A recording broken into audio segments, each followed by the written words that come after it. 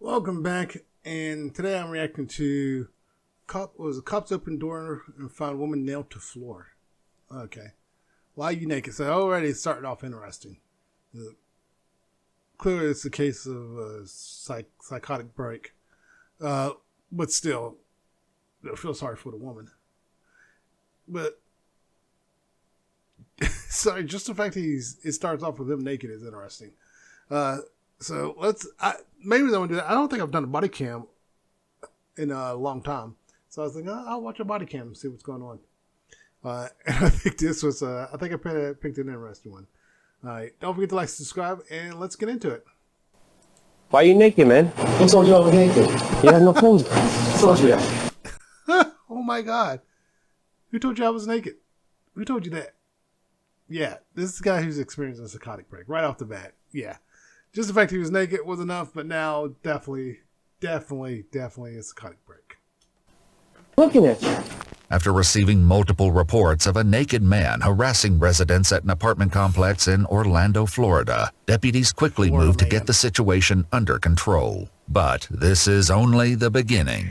There's a bunch of dried up blood on the door, so we're going to go ahead and go in. What deputies find inside that apartment will become one of the most gruesome crime scenes of their careers. Orange County Sheriff's Office, if you're in there, come out, please. So you ready? Ready? Go. The following is based on official police records released to date, and the footage has never been seen before until now. Please note that all persons charged with a crime are presumed innocent unless and until proven guilty in a court of law.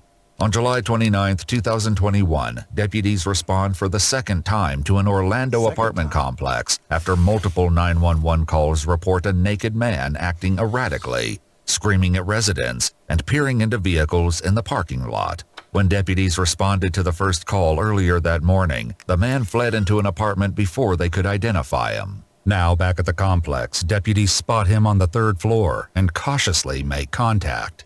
What's up, man? You got my keys over there? Keys to what car, sir? You got my keys over there? What is that in your hand? Excuse me? What's that in your hand? Oh, let's go. Oh, so. Why are you naked, man? Who told you I was naked? You have no clothes. Who told you that? I'm looking at you. I got clothes on. Is that what? Huh? I was looking for my keys. Your keys? Yeah. I always find it interesting when people have psychotic breaks. It's like, because you hear about some that have it to where it just came out of nowhere. And then others, they forget to take their meds one time and it's downhill. So you can't skip the meds ever, which sucks. I would hate to have to be on meds like that. You know, to where if you skip one time, I guess in a way I am on meds like that for my blood pressure. Like, I didn't take them one time when going to the doctor and my blood pressure was sky high. It's like, Jesus Christ, I can't even go, like, forget to take it first thing in the morning. And that's all it was. I just didn't take it first thing in the morning. Took it when I got home. But still, it's just like, this is so messed up. I am trying to lose weight, so hopefully that helps with my blood pressure. But yeah, it's just like, these breaks, they just come out of nowhere sometimes. Like, you hear stories of someone who's just walking down the street and then they just snap. It's like, the human mind is a huge mystery still, even in this day and age. I don't know if we're ever really truly figure out how the mind works. We can try to help you find the keys. What's that in your hand right there? Charlie, yeah. I'm not putting that down over there? No, it's mine. You put it down. That's mine. Put it down. Concerned for his safety and believing he may be under the influence of an unknown drug, deputies move in to secure him. We're gonna help you. Don't touch me. We're gonna help you. We're gonna help you. No. Don't fight. Don't fight. Don't fight. 3-3-1. Don't fight. Don't fight. Relax. Calm down. Calm down. We're gonna help you, buddy. Big Papi. Okay. Just relax. Relax. Okay. Let it help you. Let it help you. Okay. Come on. Let it help you. Is that his apartment? I was just thinking about that. If that's his apartment, that's when I was just thinking, if that was, let's say it's not his apartment. Let's say he just sat down on some random part. You're inside and you hear this, like, do I need a duck and cover? It's like, he has a weapon. It's like, do I need a duck and cover? Cause I'd probably be thinking that. Yes, come on. No. Stop. I repeat you in Jesus' name. Stop. Have a cross on me. What's he like? Stop. Get his leg. Get his leg. As deputies struggle to restrain the man, a resident steps in to help. understand being a good Samaritan, but I wouldn't do it. And the cops should not have let that person help. Because he still has, right here, that's the corkscrew. He could have stabbed that resident. And as crazy as it sounds, in the United States, people sue over just about anything. But that resident may try to sue. I would say he's probably not that type of person since he's jumping in like that. But I wouldn't have jumped in like that just because I got a wife and kids to think of. Now, if the guy was being a threat to my wife and kids, that's a different story. But to put your life on the line like that and you're not a cop, because they don't say he's an off-duty cop or anything, and the guy still has weapons, so the cops should never let him help in the first place. That's just my opinion on it. Put your arms behind your back, buddy. We're trying to help you, but you got to listen to us. Oh, wait. As the man is placed in... Wait, what was it? Maybe it's not the corkscrew. We're trying to help you, but you got to listen to us. As the man is placed in handcuffs, a deputy who responded to the earlier call that morning returns with information that escalates the... Okay, that changes things a little. If you know it's just a pack of tissues, that's one thing. I thought he still had the weapon. I wasn't sure if they got it fine, but if he still had the weapon, no, he shouldn't help. If he doesn't have the weapon, I'd still be a little hesitant because you don't know what's going on with this guy. Case. He lives in this apartment, the first floor. So, super long story short, we were trying to get him earlier. He got felony charges on him for hitting a 70-year-old man. Oh, okay. I guess a couple days ago. Okay. But every time we would come out, he would like slam the door in our face, whatever, so we left. Yeah. And then we get a call, naked man. I don't understand that. If you got a warrant for his arrest, can't you go in? In some states, you can go in. I don't understand why they couldn't just go in and get him. I don't know. And like said, it just happened to be him. According to the report, 2 days earlier, the man had attacked and choked a neighbor while saying, "I'm going to get the devil out of you." Upon speaking with staff at the leasing office, the deputy learned he has been living in an apartment in the complex for about a year. However, he's not listed on the lease, and deputies cannot identify him by name. They do confirm the unit is rented by his girlfriend, 32-year-old Turquoise Samuel, and they're only moments away from uncovering the horrifying truth about what happened to her. Well, they blurred her face out. I guess to respect her. She is the victim in this. But this is just... Because I already know what's going to happen. They're going to find her nailed to the floor. And like, did he nail her? Since he's talking about the devil, did he nail her in a cross fashion on the floor? Now, let's be honest. They're not going to show us footage of how she's nailed on the floor. He might describe it, but otherwise we're not actually going to see it. If you never watched, who's this? What is his name? Iwu. They don't show that graphic stuff. So, and they do. I do believe they're the ones blurring out the images to respect the people. Which, you know, hey, it is what it is. But yeah, so they'll describe it. But still.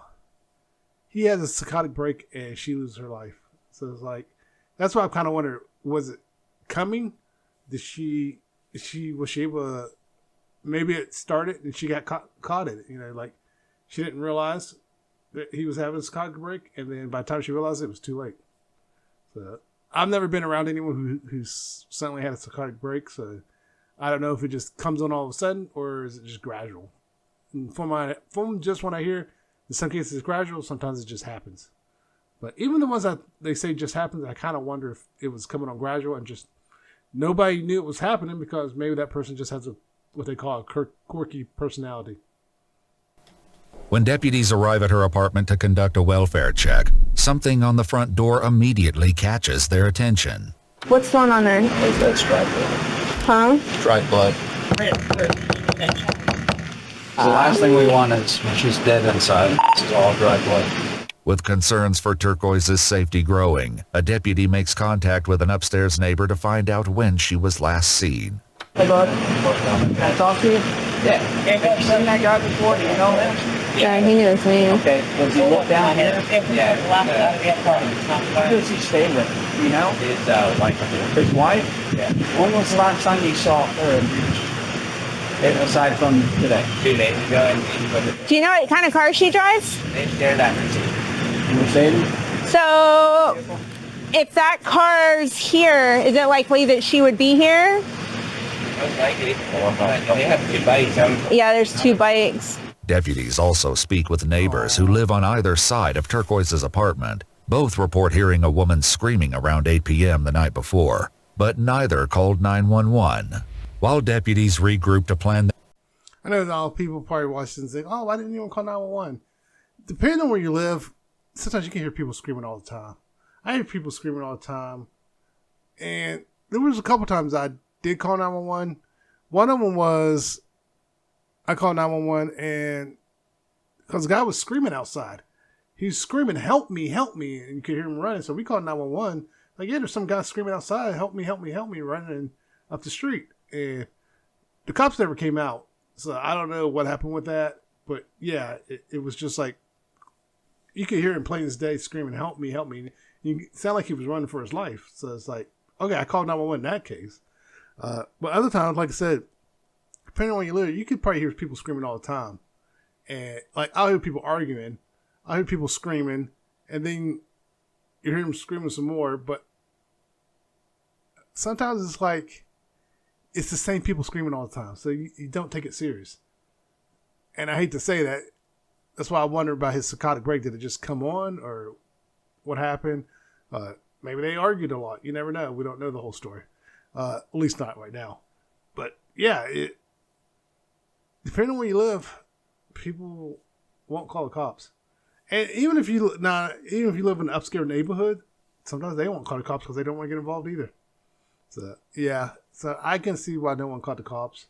And I don't know if I would have called the cops. Like I said, it depends on the situation. Because if it's in the middle of the night and I hear a scream and I wake up and I don't hear it anymore, I may actually think I was dreaming. Because I've had that happen where my son called out my name. I thought I was dreaming. And then my wife said something and I woke up. Oh, okay. And so, yeah. If I'm asleep, I'm dead to the world. And if you're talking to me, I'll think I'm dreaming. That's why I can't use the radio anymore. I used to use radio back in the day when I was a kid. But as I got older, I got immune to the radio. I would dream the radio. Like, it would become part of my dream. So yeah, so I can understand not calling 911. Oh, there was a delay. Okay, let's try that again. Entry into the apartment, the naked man is prepared for transport to the hospital, where he will later reveal a shocking and deeply disturbing story that leaves investigators stunned. We have a bunch that dried blood that's on the front door. That's why I was trying to tell him about the girlfriend. Are we kicking it down or? We haven't tried to unlock it yet, but either way, we're going. My main concern is obviously now he's acting this way. He's still belligerent. Let's go check over here. And the neighbors haven't seen her. After retrieving a key from the leasing office, deputies crack open the apartment door, bracing for what may be waiting on the other side. Orange County Sheriff's Office, if you're in there, come out, please. Orange County Sheriff's Office, come out. You got a sheet and something underneath it, wall on that side. So you ready? Ready? Go. As deputies enter the apartment, they are immediately met with a gruesome... That's what I was talking about earlier. They're not going to show us anything, obviously. But just from what they are showing, this is horrific. Scene.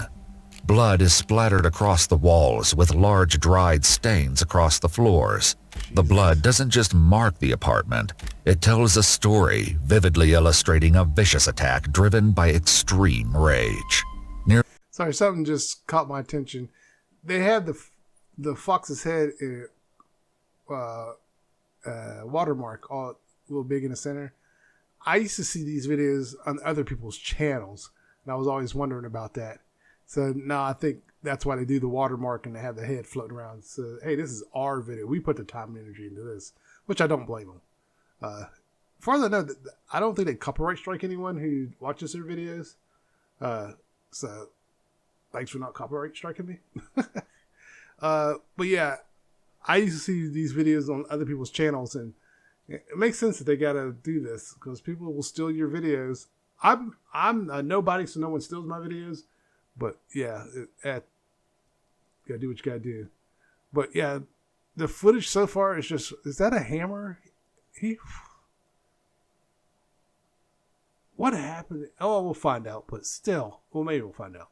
But yeah, oh my God, he nailed her to the floor. But did he dismember her? Okay, let me get back to it. Nearly every direction they look reveals another imprint of the extraordinary violence that unfolded within its walls. In the center of the living room, deputies find a white bedsheet draped over what appears to be a human form.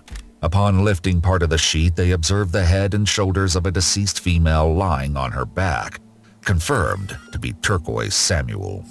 When deputies peel away the remainder of the sheet, they observe that Turquoise has been sliced open from the top of the chest down to the lower abdomen, forming an opening like a set of double doors. She has also been dismembered, with both of her hands missing. A closer inspection reveals her left foot has been nailed to the floor. The scene leaves deputies struggling to comprehend how anyone could be capable of this level of violence. As investigators continue to process the scene, they locate Turquoise's severed hands on a table. Each of her fingers have been removed and scattered across the floor.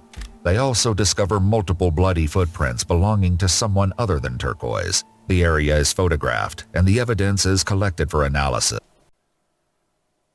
I'm just in shock. Oh man, this poor woman. I understand he had psychotic break, but damn, couldn't he just hurt himself? Jeez, I'm hoping she died right away, to be honest with you, but most likely she didn't. Oh my goodness. As detectives dig into Turquoise's background, they identify the man she was living with as 37-year-old Arthur Creese. Upon visiting him at the hospital, he is still nude and handcuffed to the bed, where investigators begin noticing details on his body that could further connect him to the murder. Cut marks are on the inside of his hands, along with scrapes and abrasions on his knuckles and shoulders. They also find dried blood on his chest and stomach, but no corresponding wounds. His feet are then photographed and measured and are determined to be consistent with the bloody footprints found at the scene. Detectives finally begin speaking with Arthur, who says Turquoise recently ended the relationship and he moved out 2 weeks ago. But when they press him about what happened inside the apartment when she was murdered, Arthur... Oh, so they broke up and he snapped. I wonder if she recognized something was wrong and broke it off with him. Then he came back. I bet you that's what happened. She probably recognized, hey, something's not right here. I think we should end this. You need to get help. And then he snapped, or finished snapping all the way, and came back and killed her. I know I'm just guessing and speculating, but to me that's what it feels like. Describing one of the most bizarre and deeply disturbing stories they've ever heard. I want you to tell me the truth about when you were inside the apartment. You know what? I've heard the craziest things in my job, and guess what? I believe that you have seen some weird stuff going on. So do me a favor, tell me the truth. What happened today? Today, I did stay with her last night. Okay. And it wasn't her, it was the clone in there. It was like the clone was a malfunction, and it rushed me. The clone rushed you? Oh man, I just thought of something. If he's having delusions of what's going on, did he assault her? Like he came back, assaulted her, and she tried to get out after that, and that's why he's saying it was a clone. The clone malfunction. I think he came back and assaulted her, and then she fought back, and then the delusion got even worse, and he took her life. Well, I want to... How much... Still a good bit left. Let's see what we find out here. Did you defend yourself? Of course I defended myself. When I realized it wasn't her, it was a machine in there, you know, I started fighting her like a machine. Okay. So what did you do to fight her as the machine? Oh, I was just hitting her. You were hitting her? Did you use any weapons to defend yourself? I'll say a knife. A knife? What kind of knife? Like a kitchen knife? Kitchen knife, yeah. Okay. What did you do to her to defend yourself? Well, I slashed a few times, kicked her, and I was out of there. How do you know she was a machine? Did you see like the inside of her at all? Well, once I realized she was a clone, yeah. I want to know who put the spirit in her. That's the question. So what did you do to see inside of her? Oh, I sliced her open. You sliced her open? What did you see inside of her? It was lemons and grape jelly. Detectives quickly realize they're dealing with someone untethered from reality. As they search for the truth hidden within Arthur's delusions, his account only grows darker and more alarming. Is it possible that you saw maybe a heart and not a lemon, and that the grape juice was actually blood? No. How do you know it was grape juice? Did you I taste it? tasted it, yeah. He tasted it. Oh, man. I've always wondered, I have never experienced it, but even people on drugs, when they start to hallucinate, it's like, how does that work? Like, the eyes are tricked into seeing stuff that's not there. Like, your brain is making the eyes see something that's not there. Like, people with schizophrenia who see things that aren't there. And I saw one guy talking about, he has a dog, and his dog has to let him know that no one's there. Because I saw one guy make a TikTok where the guy was talking to his friends or something. Turns out nobody was there. But yeah, it's so weird. Like I said, the brain is so unknown that we don't know all that we can do with we don't know really how the brain works. Because stuff like this, like mental diseases, it's like what causes them, what triggers them. And again, like I said, when he snapped, was it all of a sudden or gradual? I'm thinking now gradual because she broke it off with him. She recognized something was wrong, tried to get away from it, and then he shows back up. And I honestly think he assaulted her, and that's why she started fighting back. And in his mind, she's not real because why would she fight back? Now, again, this is all speculation, but just based on this, that's what I'm thinking. As detectives continue pressing Arthur for answers, their focus shifts, desperately trying to understand what happened to the rest of Turquoise's body. Did her hands come off? It like ripped off. Okay, I'm like, what do you mean? I thought they had them all, but okay, I know what they're asking now. They want to know why he chopped her up. Oh, you understand? If I rip your hands off, you'd be in extreme pain. Mm-hmm. She wasn't in any kind of extreme pain. When you say she wasn't in pain when you did that, do you think she was dead? No. So how do you know she wasn't in pain? Because she just wanted to dance. Okay. Was she laying on the floor, standing up? She was standing right up. She wanted to dance. Did she keep trying to stand up, and that's why you had to nail her down to the ground? Yeah, she kept coming like a robot. I don't you guys believe this stuff. After confessing to mutilating and dismembering his ex-girlfriend's body, Arthur decides it's time to invoke his Miranda rights. I need a lawyer because everything's too fast. We need a day to process everything. Absolutely. That's completely up to you. We told you in the beginning, if you wanted an attorney, you could have one, and we wouldn't ask you any more questions. On July 30th, 2021, Arthur Crease was charged with the first-degree murder of Turquoise Samuel. However, on December 6, 2021, he was found incompetent to stand trial by the 9th Judicial Circuit Court. He was committed to the Florida Department of Children and Families for placement in a mental health treatment facility. I was saying in another video where I was talking about this, people always say it's the eyes. I can see it in his eyes. He's not there. They're vacant. And may not be discharged or released without further order of the court. Watch our full videos as they were originally... Like always, I'll leave a link for you can go back and watch it. And I believe they have you can go, I think they have an app now, but you can go check the video out on their stuff. But still, that poor lady. That's what I'm thinking happened. She recognized something was wrong, broke it off, and he came back.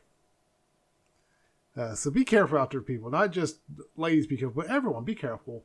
Because sometimes, and not just so much a sheep and wolf clothing, it can be a sheep that doesn't know it's a wolf. I know that sounds kind of a little silly, but and if your instincts are screaming at you that, hey, something's not right, get out of the situation. And even if they come back and seem harmless, don't open that door. Do not open that door. Because you got away from that person for a reason. Do not open that door. All right, everyone. Don't forget to like, subscribe, and everyone take care. Later.